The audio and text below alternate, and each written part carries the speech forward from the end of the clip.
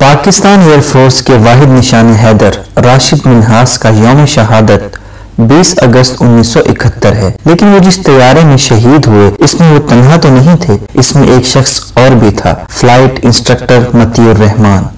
کبھی آپ نے جاننے کی کوشش کی کہ وہ کون تھا اور اس کی لاش کا کیا ہوا؟ چلیں آج آپ کو بتاتا ہوں۔ فلائٹ انسٹرکٹر مطیع الرحمان 19 اکتوبر 1941 کو پرانے ڈھاکہ میں آغا صادق روڈ پہ مکان نمبر 109 مبارک لاجز میں پیدا ہوا تھا۔ باپ کا نام مولوی عبدالصمد اور ماں کا نام سیدہ مبارک النساء تھا۔ 9 بھائیوں اور 2 بہنوں میں مطیع الرحمان کا نمبر 6 تھا۔ مطیع الرحمان نے ابتدائی تعلیم ڈھاکہ سے حاصل کی اور پھر سرگودا میں پاکستان ایئر فورس اسکول میں داخلہ لے لیا۔ 15 اگست 1961 کو پاکستان ایئر فورس رسال پور میں داخلہ لیا۔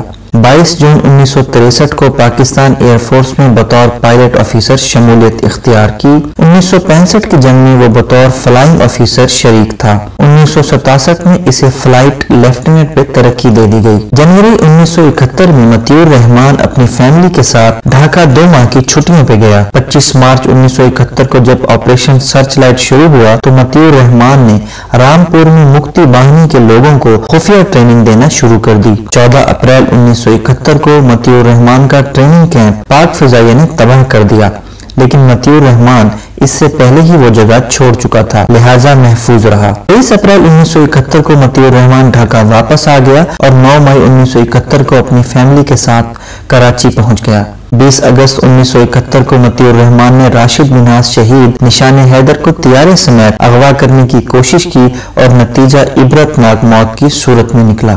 اب سوال یہ ہے کہ مطیع الرحمان کی لاش کا کیا ہوا؟ مطیع الرحمان کی لاش کو مسرور ایئر بیس پہ دفن کر دیا گیا اور اس کی تصویر کو بطور غدار لٹکا دیا گیا تھا۔ پھر 1976 آیا جب بنگلہ دیش نے مطیع الرحمان کو اپنا قومی ہیرو قرار دیتے ہوئے پاکستان سے اس کی لاش کی واپسی کا مطالبہ کیا۔ اس وقت ذوالفقار علی بھٹو کی حکومت تھی، مطالبہ ماننے سے انکار کر دیا گیا۔ بنگلہ دیش نے ہمت نہیں ہاری اور 30 سال بعد 24 جون 2006 کو پاکستانی وزارت خارجہ کے ترجمان تسلیم نورانی نے مطیع الرحمان کی باقیات واپس کرتے ہوئے اسے جذبہ خیر سگالی قرار دیا۔ یاد رہے اس وقت مطیع الرحمان کو ہلاک ہوئے 35 سال گزر چکے تھے اور ملک پاکستان کے صدر ایک فوجی آمر پرویز مشرف تھے۔ بنگلہ دیش کی حکومت نے مطیع الرحمان کی لاش کو مکمل فوجی اعزاز کے ساتھ میرپور ڈھاکہ کے فوجی قبرستان میں دفن کیا اور جیسور ایئر بیس کو مطیع الرحمان کے نام سے منسوب کر دیا۔ پہنچی وہیں پہ خاک جہاں کا خمیر تھا،